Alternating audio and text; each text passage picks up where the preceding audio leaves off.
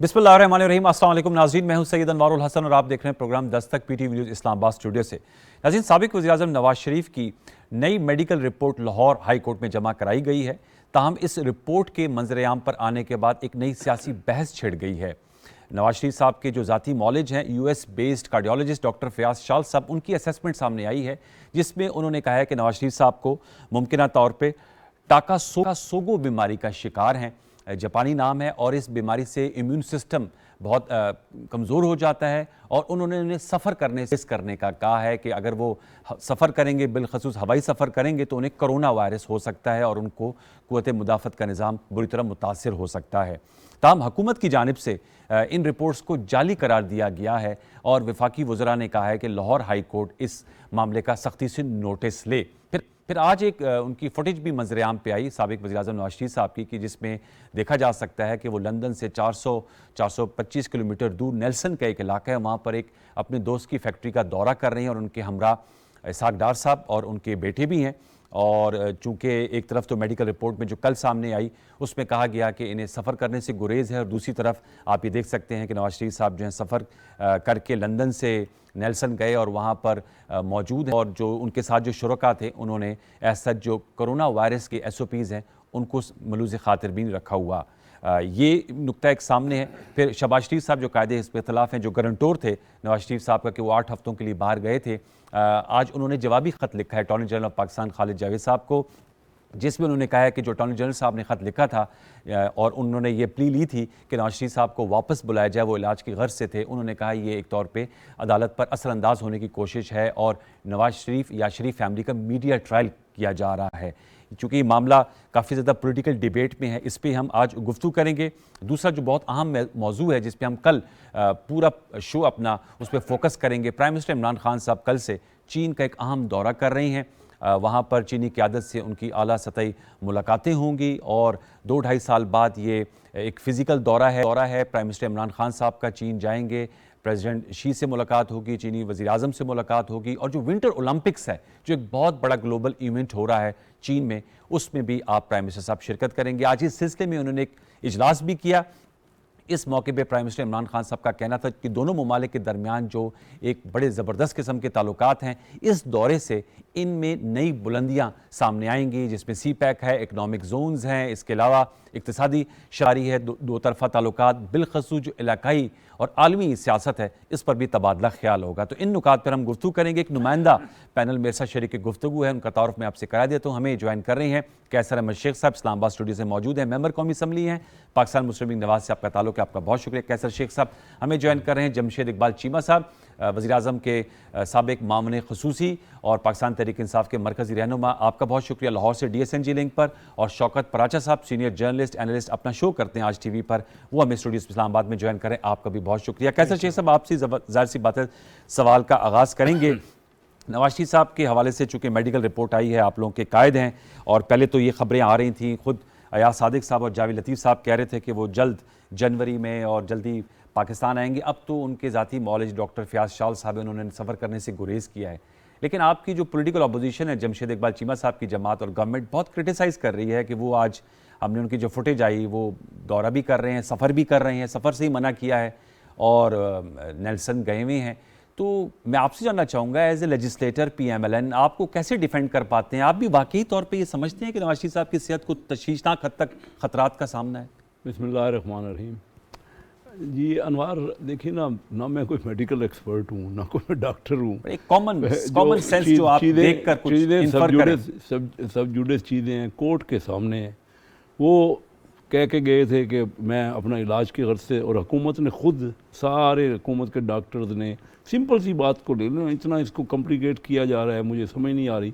हुकूमत ने बाकायदा उस पर मीटिंग्स की, कैबिनेट मीटिंग हुई, फिर कोर्ट्स में मामला गया, उन सब ने इजाज़त दी, हो गए। ठीक, अब यहाँ तक तो आपकी बात ठीक है, यहाँ तक ठीक है। मॉरली स्पीकिंग नहीं, मुझे एज क्या ए पॉलिटिशियन? मॉरली स्पीकिंग तो तब है ना, मेरे पास तो वही चीज़ें हैं जो एक तरफ से वो कह रहे हैं, इधर से ये कह रहे हैं, मैं क्या इसमें कोई एज ए पॉलिटिशियन, चूंकि आपकी जमात के कायद हैं, मैं इसलिए देखिए, आपसे सवाल करूं, जरा बताइए, you are not a doctor, ना जमशेद चीमा साहब है, ना मैं हूं, ना जी, पराचा साहब जी, है। जी। सवाल ये है कि पॉलिटिकल एम्बैरेसमेंट सी नहीं होती कि वो नहीं, क्यों एम्बेरसमेंट होगी? खिताबात भी करते हैं, जब तक देखिए ना, दौरे भी कर रहे हैं। सर कोर्ट में ये चले जाए ना, कोर्ट से ज़्यादा हम आपस में फैसले क्या करेंगे? जब एक चीज़ कोर्ट में है, ये इनकी जो भी रिपोर्ट आई है वो कोर्ट में दिखाएं।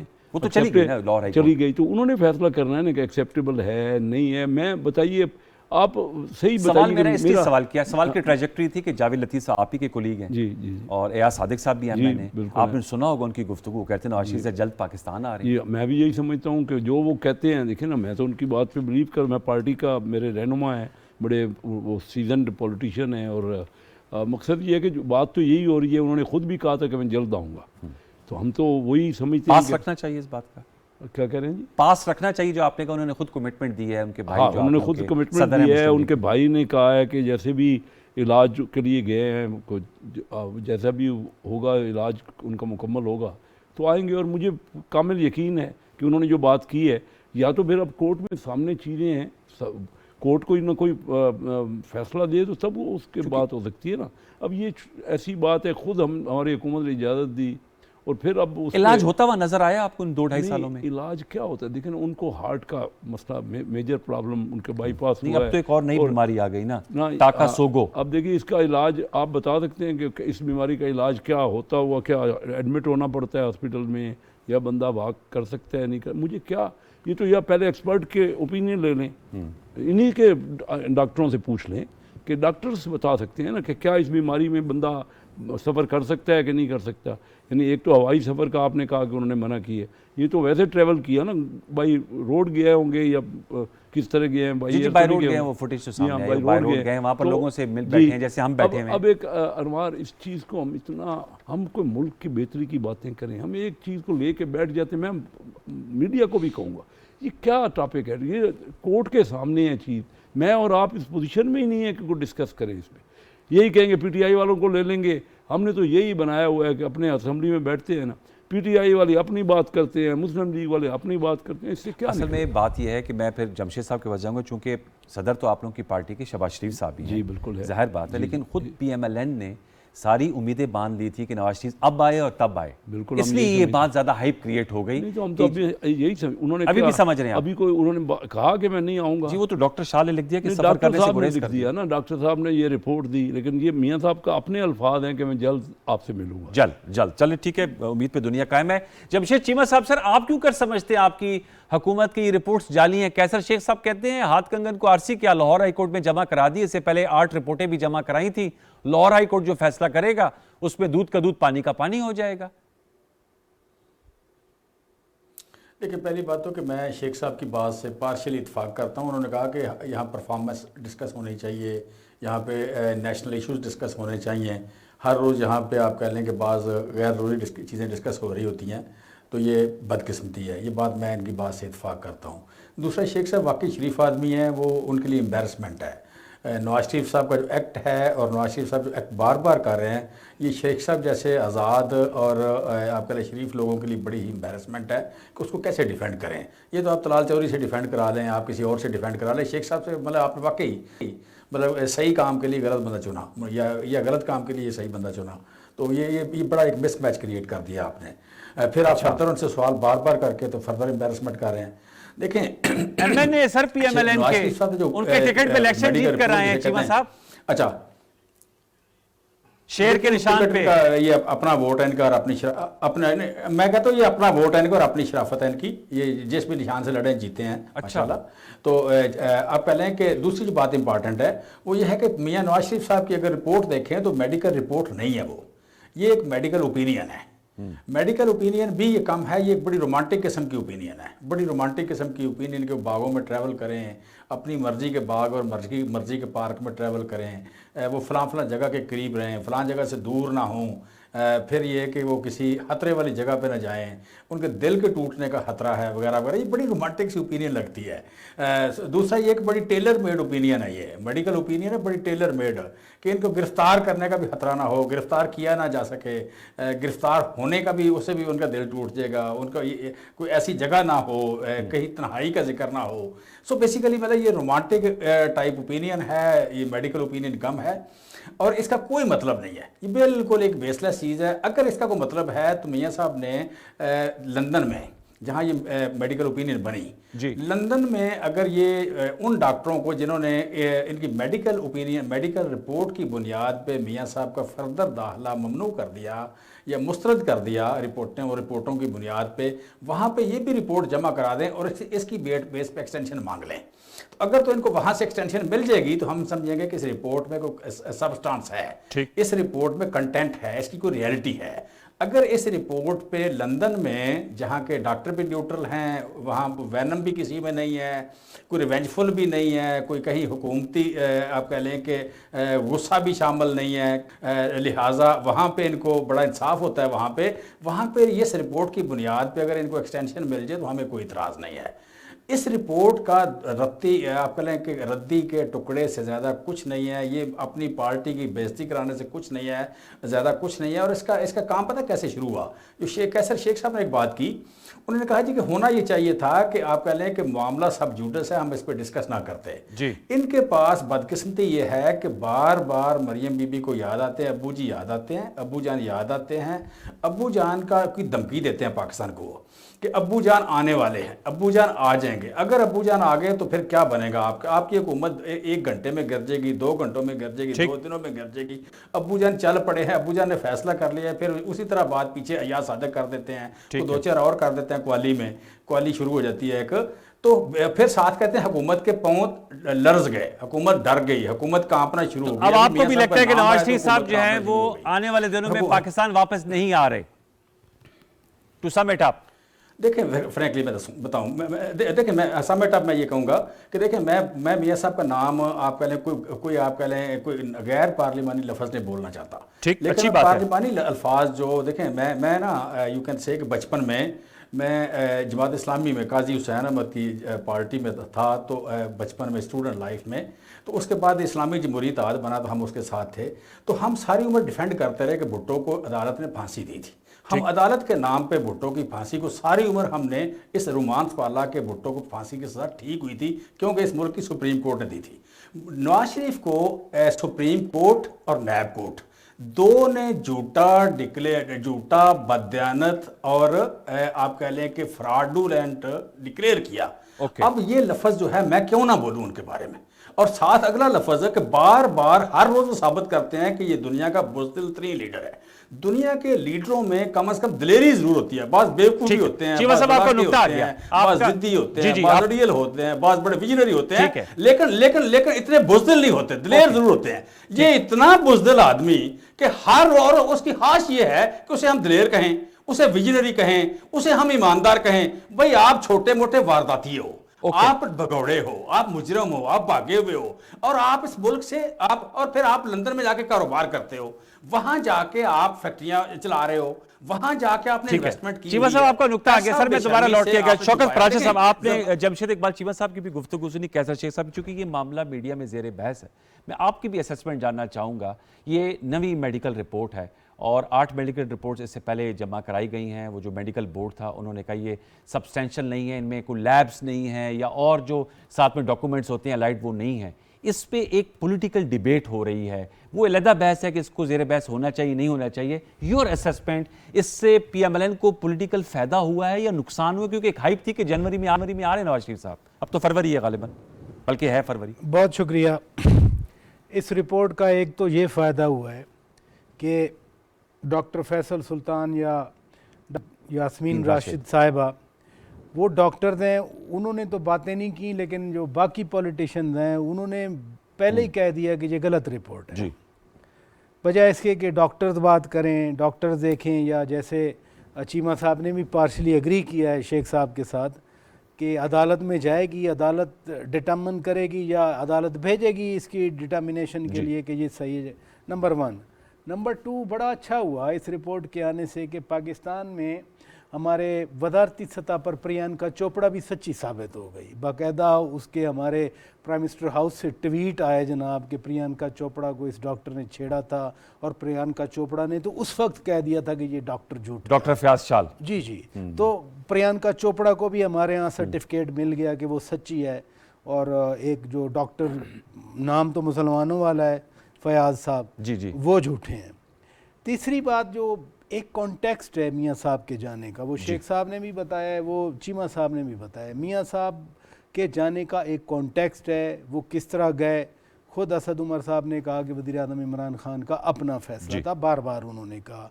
लेकिन मैं जो बात आप दोनों से कर रहे थे, मैं खुद आपसे कर रहा हूँ कि पॉलिटिकल कॉन्टेक्स्ट है। पॉलिटिकल जो हालात बने पाकिस्तान में 2014 के बाद, जब स्पेशली पनामा आया 2016 के बाद की जो सूरत हाल है, अब वो अभी तक ख़त्म नहीं हुई। कि आप किसी भी टॉक शो में बैठ जाएं, जैसे चीमा साहब बातें कर रहे थे, पीटीआई ये बातें करती है, शेख साहब ज़रा शरीफ आदमी है, वो उस तरह की बात नहीं करते, बाकी नून लीग वाले जितने देख लें वो वैसी बातें करते हैं। हमारे मुल्क को 5 साल से हॉस्टेज बनाया हुआ है इस डिबेट ने। हमारे मुल्क में कुछ भी नहीं हो रहा, बजाय इसके कि हम देखें कि कल वो पाकिस्तान में क्या होना है, फॉरेक्स रिज़र्व कितना है, एक्सपोर्ट से क्यों नहीं बढ़ रही। हमारे यहाँ तेल आया है तो पूरी कौम, तेल की कीमत बढ़ी है तो पूरी कौम क्या मेजर्स अडॉप्ट करे कि हमारा इंपोर्ट बिल कम हो जाए। हम 5 सालों से, बड़ा दुख होता है एज अ जर्नलिस्ट मुझे, हम वही इल्ज़ामात हैं, उनके जवाबात हैं। उधर कल आपको याद नहीं, कल कोर्ट ने क्या कहा नैब के बारे में, इस एहतसाब के अमल के बारे में, कि हर काम आप नहीं कर सकते, लेकिन हर काम यहाँ पर हो। लेकिन आपकी बात बिल्कुल सही है कि तरजीहात का तयन हो, लेकिन ये मामला इसलिए सामने आया है क्योंकि नवाज शरीफ साहब पॉलिटिक्स है ना जी, पीएमएल में ये मरियम नवाज साहब ने उनको सेंटर पीस बनाया है। नहीं आएंगे मियाँ साहब, अभी नहीं आएंगे जल्दी, नहीं ऐसे क्या बदला है कि मियाँ साहब तो फिर एयाज सादिक साहब और जाहिद लतीफ़ साहब, पॉलिटिक्स हो रही है ना। आपने अपने वोटर्स को इंटैक्ट रखना है, एमएनएज को इंटैक्ट रखना है, वर्कर्स को इंटैक्ट रखना है, एमपीएस को रखना है, बल्दियाती इंतखाब आ रहे हैं,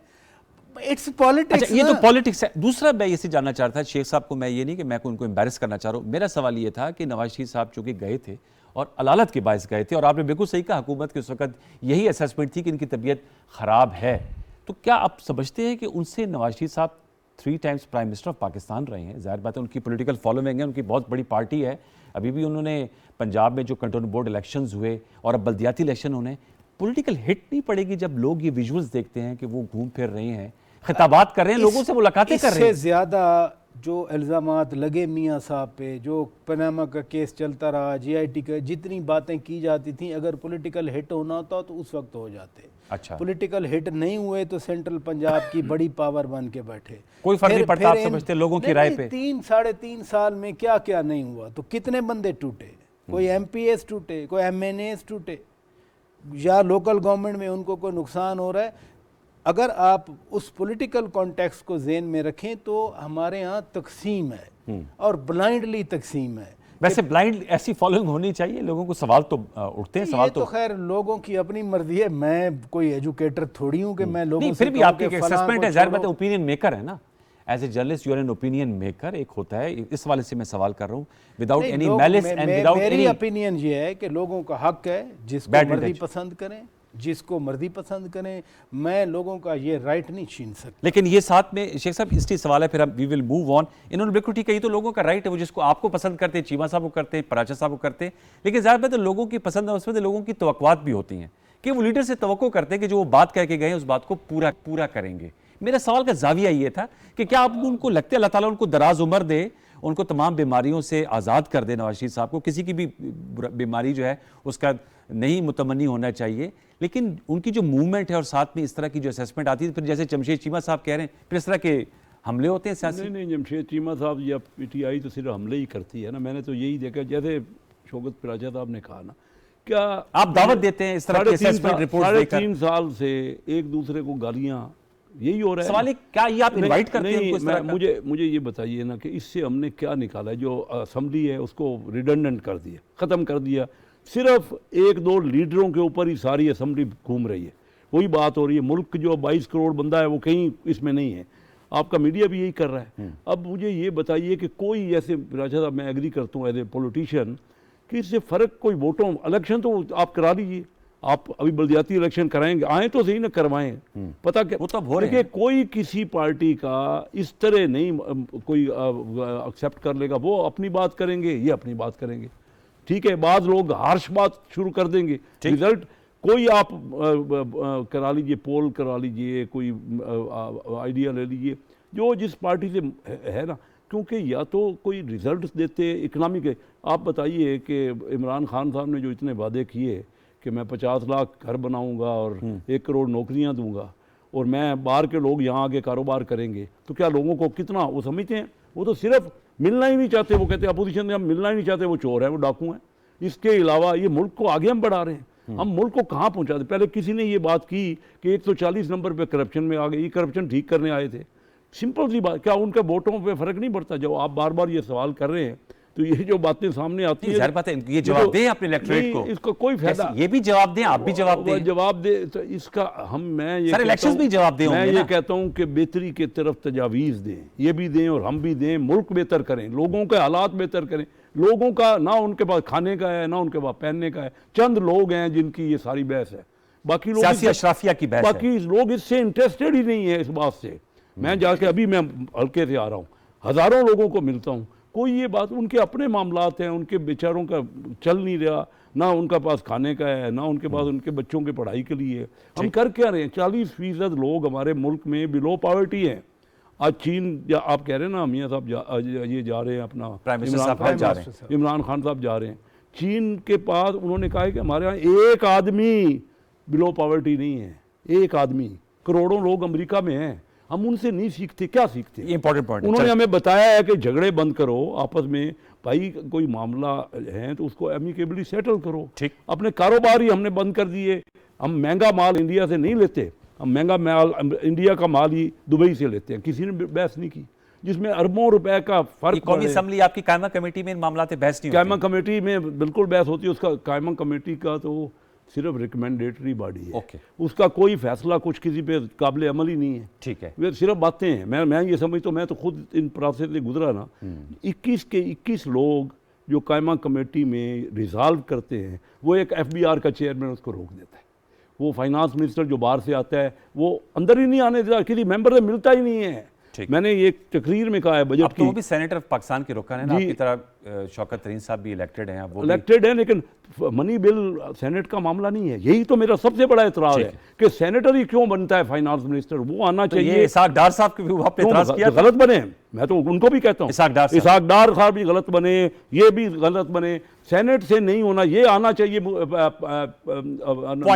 असेंबली। ये जो लोगों का डायरेक्टली है, ठीक है, जवाब दे तो हमें। इस पे सर दोबारा एक राउंड में आएंगे। एक छोटा सा, चूंकि हमने ब्रेक लेना है व्यूअर्स, एक छोटा सा वक्त दोबारा लौट के आते हैं। जो अहम नुकात उठाए हैं चीमा साहब, कैसर शेख साहब ने, ये जमशेद चीमा साहब के सामने रखेंगे, चूंकि उनका भी मईशत से एक ताल्लुक है, और उनसे ये क्वेश्चंस करेंगे कि लोग जो हैं वो इसमें ज़्यादा इंटरेस्टेड हैं कि उनकी ज़ाती मईशत और मुल्की मईशत में क्या बेहतरी आई है इन 3 साढ़े 3 या अब चौथा साल PTI की हुकूमत का है, और जो वादे किए थे वो कितने हद तक पूरे हुए हैं। चीन की इन्होंने मिसाल दी। ये सब कुछ एक वक्फे के बाद, वक्फा ले लीजिए।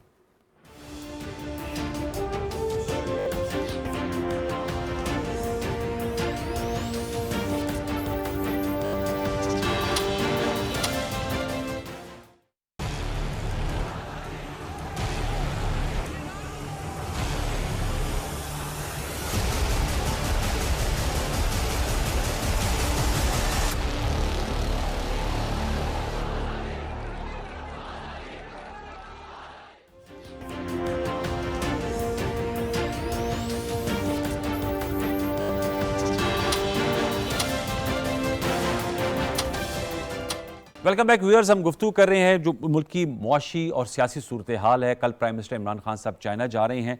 कुछ चीन की एग्जांपल्स कैसर शेख साहब ने भी दी। चीमा साहब, सारी आपने गुफ्तगू सुन ली, जवाब दीजिएगा। सर वो कहते हैं लोगों के, जो अभी ये कह रहे हैं मैं चिन्योट से आ रहा हूँ, वहाँ पर लोगों के जो मसाइल हैं वो अपने मसाइल का हल चाहते हैं। और ज़ाहिर बात है हुकूमत जो होती है उसका बुनियादी और सबसे अवील काम यही है कि जो लोगों के मसाइल हैं वो हल किए जाएँ।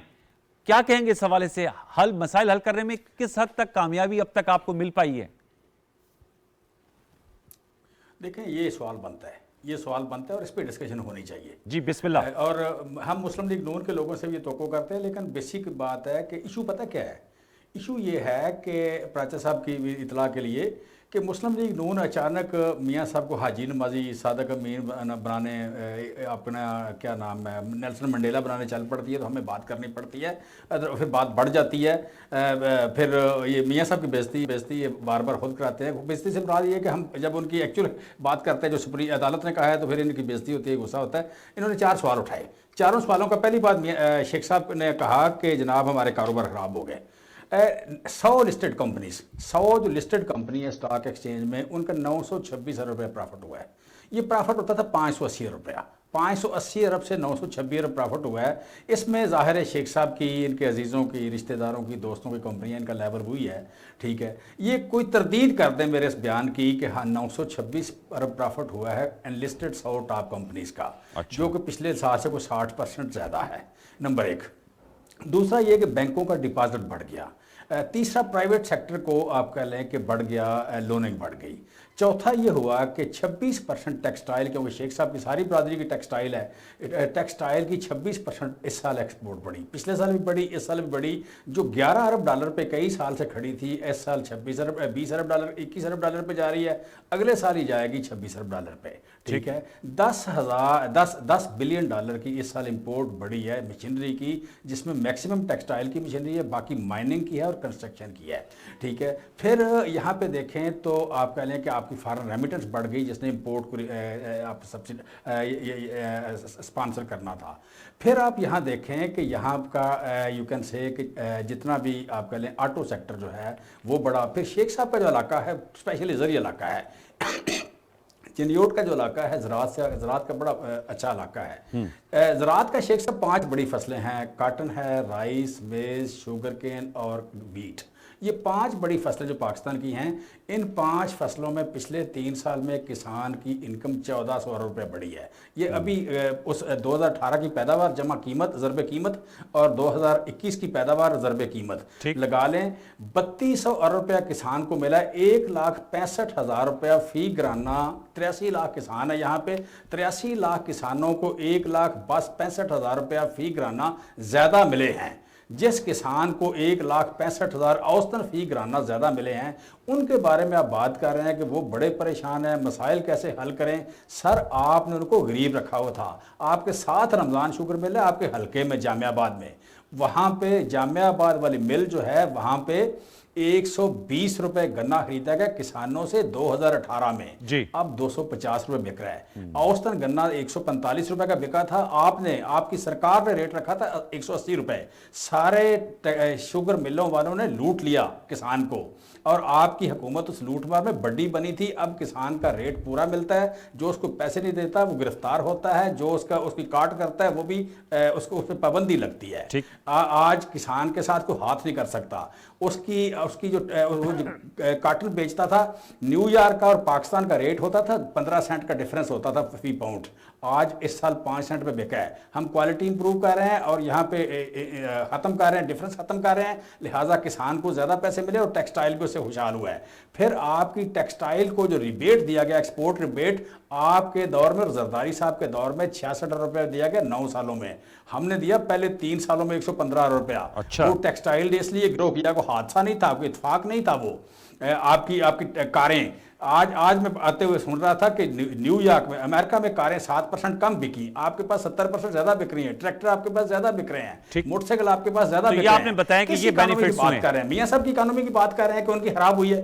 हाँ, ये मियां साहब की इकोनॉमी की बात कर रहे हैं खराब हुई है। भाई अवाम की इकोनॉमी तो यहाँ पे सिर्फ मैं समझता हूँ कि जो तबका है तनख्वाहदार तबका, तनख्वाहदार तबके को हिट मिली है। यहाँ पे मजदूर की इनकम बढ़ी है, यहाँ पे किसान की इनकम बढ़ी है। यहाँ पे 95 लाख लोग बाहर के मुल्कों में रहते हैं, जो डॉलर में कमाते हैं, रुपये में कमाते हैं, रियाल में कमाते हैं। रुपये डेप्रीशिएट होने का उनको फायदा हुआ है, उनकी इस मुल्क में परचेजिंग पावर बढ़ी है।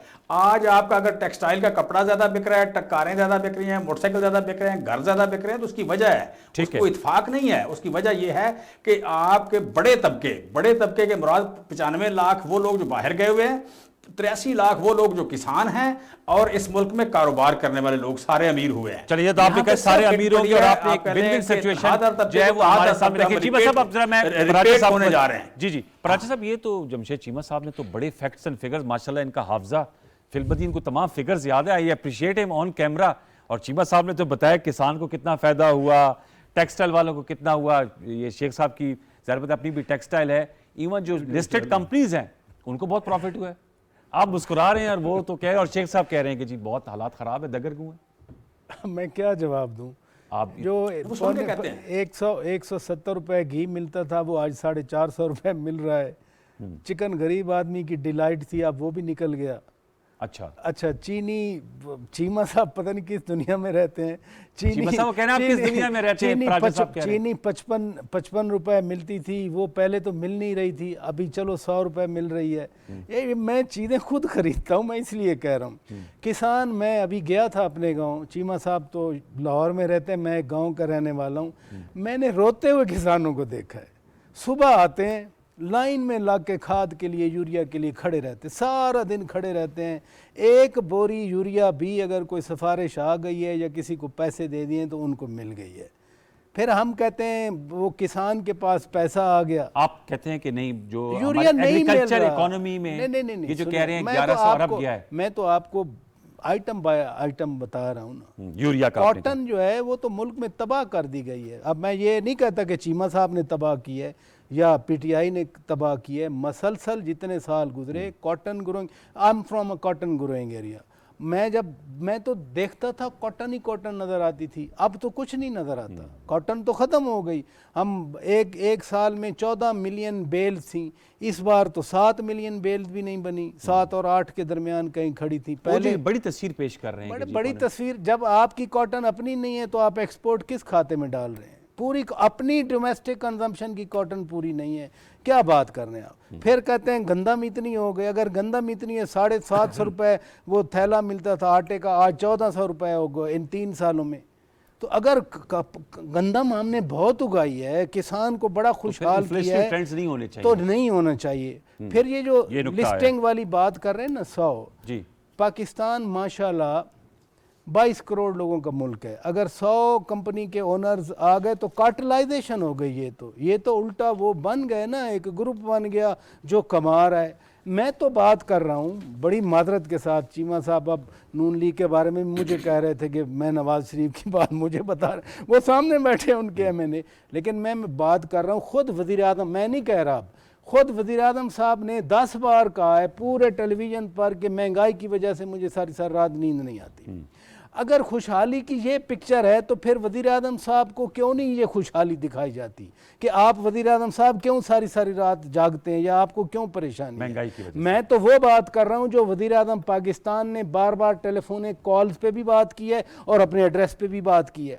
अगर इतना ही पाकिस्तान के अंदर प्रोडक्टिविटी इतनी ज़्यादा है, इतनी सेल है, इतना पाकिस्तान आगे बढ़ गया, तो वो मेरे जैसे लोगों के लिए, जितने आपके स्टूडियो में लोग खड़े हैं, आप हैं, इनको नज़र आना चाहिए इनकी पॉकेट्स के तनाजुर में। प्रिज्म मेरी पॉकेट होनी चाहिए। अगर चीज़ें ज़्यादा हैं, सस्ती हैं, तो मेरी पॉकेट पे तो बोझ नहीं पड़ना चाहिए ना।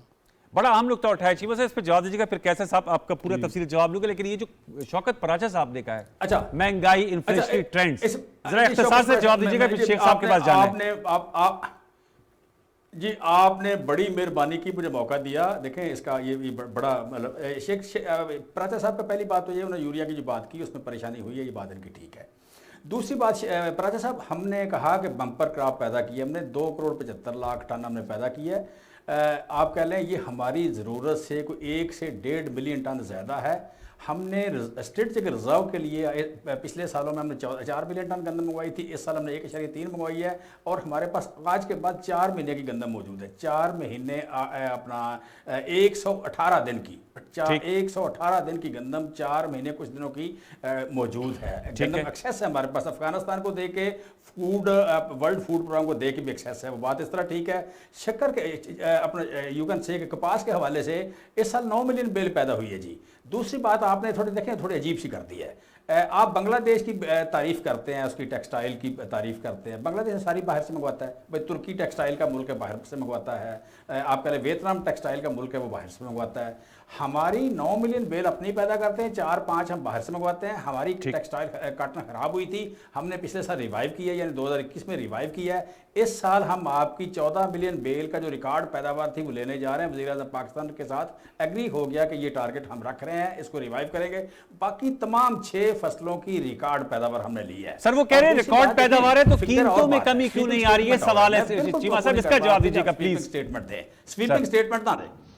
अच्छा, सवाल ये है सर, स्वीपिंग स्टेटमेंट है कि मेरा और आपका हालात, देखिए एक मिनट मेरी बात सुन लें। मैं कह रहा हूं, देखें आपकी फिगर आई, आपकी जीडीपी की फिगर आई, नेशनल फिगर है आपकी, ठीक है, वर्ल्ड बैंक ने माना, दुनिया ने माना। आपकी जीडीपी की फिगर आई $1666, ये $1667 जी। $1667 को आज आप जरब दें 175 रुपए से, ये बनता है 2,91,000 रुपया, ठीक है जनाब। और नवाज शरीफ साहब के दौर में जो नई बेस रखी गई है, उसके हिसाब से उस वक्त इनकम थी $1700 कुछ डॉलर थी, वो बनते थे 2,10,000 रुपया।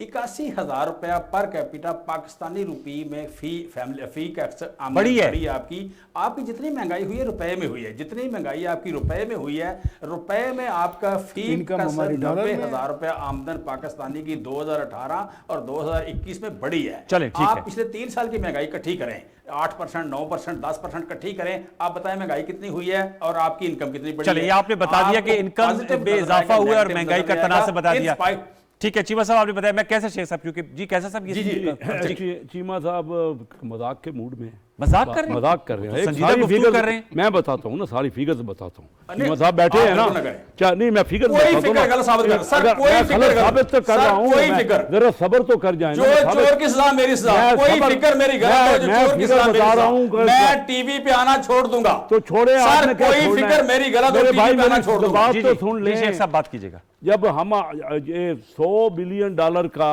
हमारी कैपिटलाइजेशन थी स्टॉक की, $100 बिलियन, आज 45 बिलियन रह गई है, सबको फायदे हुए हैं $100 बिलियन से। फिगर गलत है सही है, बताइए मुझे, बोलिए हाँ या ना में जवाब दीजिए। मुझे इसका नहीं पता। 100 बिलियन नहीं पता स्टॉक एक्सचेंज बढ़ गया है, मेन बात कर रहा हूँ, टोटल स्टॉक एक्सचेंज की बात कर रहा हूँ। 100 बिलियन से 45 बिलियन डॉलर हो गया। अच्छा, मुझे इस फिगर का नहीं पता, पता नहीं है, पता नहीं पता, ठीक है, वो कह रहे मुझे नहीं मालूम, नहीं पता, तो क्यों फिर स्टॉक एक्सचेंज की तेजियों की बात कर रहे थे? नहीं, वो 100 लिस्टेड कंपनीज की बात कर रहे हैं। मान लिया, मैंने तो नहीं उन्हें कह रहे हैं मैं 100 लिस्टेड कंपनी की बात की, आगे बढ़े, नहीं मैं 100 लिस्टेड कंपनी की बात की है, मैंने स्टॉक एक्सचेंज की बात नहीं की। शेख साहब मैं फिगर हो गई जी, बात हो गई, ठीक है सर, पॉइंट टेकन। चीमा साहब नुकता आ गया आपका। चीमा साहब हमारा और आपका कोई इख्तिलाफ बातचीत है, मुल्क के लिए आप भी बात करें, जी आप बात सर आगे चलिए जी।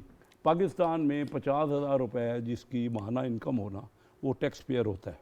आप कुल 22 करोड़ बंदों में से 22 लाख बंदे, ये इनकी हुकूमत नहीं कर सकी जो कहें कि जी 50,000 रुपये इनकम है उनकी। 22 करोड़ में से 22 लाख, फिगर गलत है तो बता दें कि कितने टैक्स फाइलर हैं, और 50 क्यों नहीं उनको पकड़ते? फिर अगर इतनी आमदनी हुई है लोगों को तो टैक्स उनसे क्यों नहीं लेते?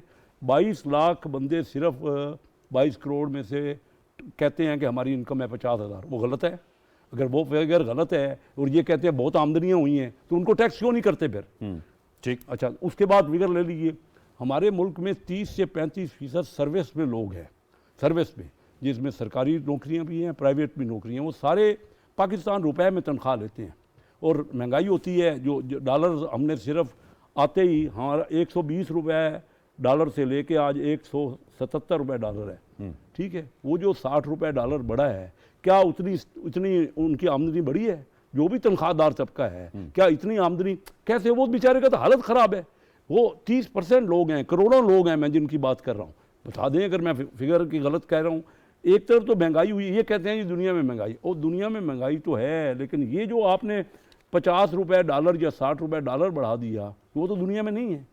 तनख्वाह तो आप रुपए में देते हैं और कीमतें जो है डॉलर में, बाहर से जो इंपोर्ट हो रही। अच्छा, अब लेटेस्ट सुनिए, ये बड़ा बातें करते थे कि हमने करंट अकाउंट बेहतरीन कर लिया जी, किया था, सरप्लस कर दिया, पहले किया था हमेशा, बिल्कुल किया था हमारे वक्त में। लेकिन जो फिगर्स हैं कोई झूठ हो उसकी बात तो नहीं है। हमारे जब हमने छोड़ा ना तो 20 अरब डॉलर उसका करंट अकाउंट डेफिसिट हो गया। इन्होंने बेहतर किया।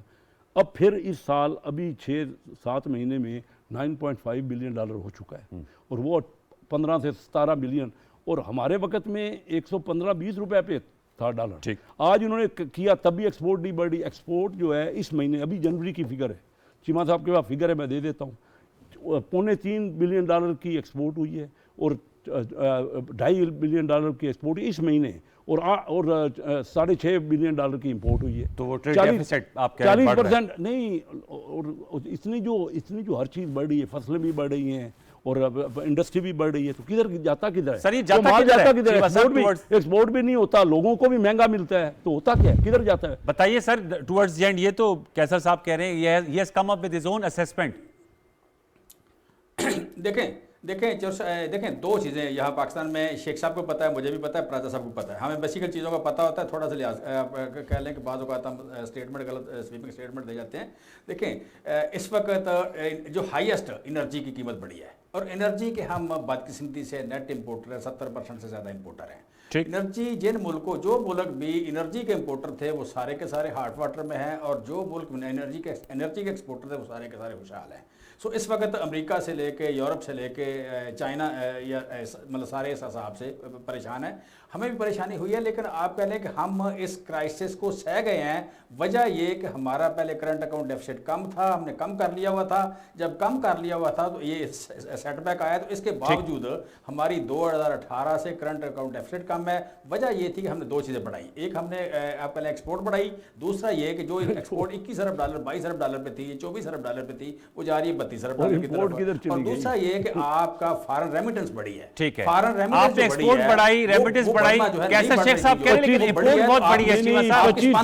25% आज एग्जैक्ट फिगर दे रहा हूं, एग्जैक्ट फिगर 25% एक्सपोर्ट बढ़ी और 60% इंपोर्ट बढ़ गई, वो आपने बताया। फॉरेन डायरेक्ट, अच्छा एक मिनट शेख साहब, अगली बात जो है, डायरेक्ट इन्वेस्टमेंट बताएं ना, $1.8 बिलियन है आपकी फॉरेन इन्वेस्टमेंट। कोई बढ़ाई है आपने फॉरेन इन्वेस्टमेंट? आपने तो कहा था ना। अच्छा $1.8 बिलियन है। शेख साहब एक मिनट, शेख साहब एक मिनट, मैं कहना ये जा रहा था कि देखें आपका किसान जो है, आपका जो किसान है उसकी जो आप कह लें जीडीपी, जो ज़राअत में आप कह लें आपकी जीडीपी में ज़राअत में जो लेबर फोर्स है वो आपकी 38% है, और उसका ज़राअत में शेयर 22-23% है। ऑलमोस्ट आम आदमी से उसकी इनकम आधी थी। आपने किसान के साथ नाइंसाफ़ी की, उससे गंदम सस्ती लेते थे, शहर में सस्ता आटा देते थे, आप उससे गन्ना सस्ता लेते थे, उससे हर चीज़ सस्ती लेते थे, ज़बरदस्ती लेते थे, दफ़ा 144 लगा के लेते थे। हमने किसान को उसका रेट दिया है। एहसास प्रोग्राम के थ्रू हमने शहरी आबादियों को स्पॉन्सर किया है, जो हैव नॉट्स थे।